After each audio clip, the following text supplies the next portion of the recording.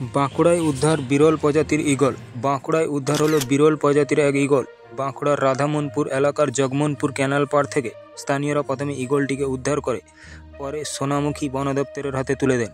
এদিন সোনামুখী রেঞ্জ আধিকারিক অফিসার নিলয় রায় জানান, এটি একটি স্টেপ প্রজাতির ঈগল। তিনি আরও বলেন, ঈগলটির প্রাথমিক স্বাস্থ্য পরীক্ষা করা হয়েছে এবং বর্তমানে সুস্থ রয়েছে ঈগলটি। এই ঈগলটিকে পরবর্তীকালে বর্ধমান জু কর্তৃপক্ষের হাতে তুলে দেওয়া হয়েছে।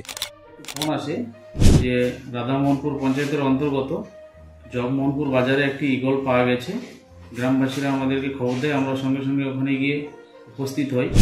গিয়ে দেখি একটা বিরল প্রজাতির ঈগল, স্টেপ ঈগল, সম্পূর্ণ বিরল প্রজাতির ইন্ডিয়ায়। আমরা সেটাকে সম্পূর্ণ সুস্থভাবে রেস্কিউ করি এবং প্রাথমিক চিকিৎসার পর আমাদের রেসপেক্টেড ডিএফও সাহেবের নির্দেশে আমরা ওটা বর্ধমান জুতে দিয়ে আসি। বর্ধমান জুতে এখন বর্তমানে তার চিকিৎসা চলছে। এটা মূলত ইউরোপ, এশিয়া এবং আফ্রিকার বিভিন্ন জঙ্গলে দেখা যায়। ভারতবর্ষে এটা